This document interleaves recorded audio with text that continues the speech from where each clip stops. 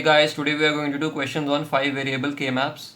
So first of all we are going to do question number 1, that is we will draw its K-map first.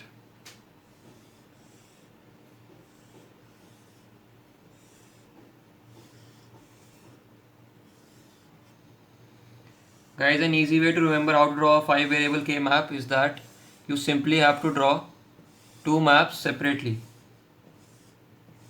That is, this is a 4 variable K-map. Then again you will have to draw a 4 variable K-map adjoint to it. The only difference between the two will be the numbering that we will do inside these boxes. That is, here we will number this as 0, 1, 3, 2, 4, 5, 7, 6, 8, 9, 11, 10, 12, 13, 15 and 14. And guys, here we will number it as 16, 17, 19, 18, 20, 21, 23, 22, 28, 29, 31, 30, 24, 25, 27 and 26. Guys, you should remember these numberings as the numberings are very important as we will be using them to do our K-map. And guys, for a K-map we are going to consider the 5 variables as A, B, C, D and E. So first of all we are going to take the first variable, and for this whole K-map we will put the value of A as 0 over here and the value of A as 1 for this K-map. And over here we will write B, C and D. Over here we won't write anything, you will just leave it as it is. And now we are going to do the numbering for the K-maps. That is, first of all here we will write 0, 0, 0, 1, 1, 1, 1, 0, 0, 0, 0, 1, 1, 1, 1, 0. And similarly we are going to use these for this K-map also, and we are going to write this same thing over here also. That is 0, 0, 0, 1, 1, 1 and 1, 0. Now guys, we are going to solve this question by writing 1 in each of these places that we are given. That is, in the box of 0 we will put 1, and similarly for 2, and we will do this for every number which is given over here. That is 21, 23, 29, 31 and 25. Now guys, this is the first step that we will have to do before solving this K-map. Now guys, please listen carefully, as now we are going to understand the overlapping of these two K-maps. That is, this line will be overlapping with this one and this line will overlap with this one.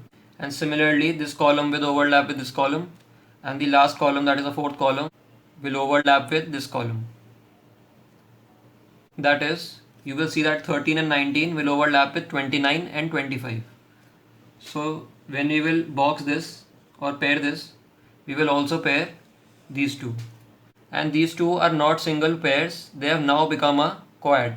That is, 13, 19, 29 and 25 now forms a quad, and they are not considered to be as single pairs because they are overlapping with each other. Now similarly we will look at these two, that is 0 part, 4th, 2 and 6. That is, we will make them a quad. And guys, this quad has nothing to do with this K-map because there is no overlapping. And similarly we will take this and form a quad over here also. That is 29, 23, 21 and 31. And this also has nothing to do with this K-map as there is no overlapping. Now guys, we are going to solve this K-map further. That is, now first of all we will look at the overlapping part. That is over this part and this part. So here you will notice that only the value of C is changing but B is constant. So first of all we will write B for this. And we will not put a bar because the value of B is 1. And guys, the value of A is changing as we are looking at both the K-maps right now. That is, over here it is 0 and over here it is 1.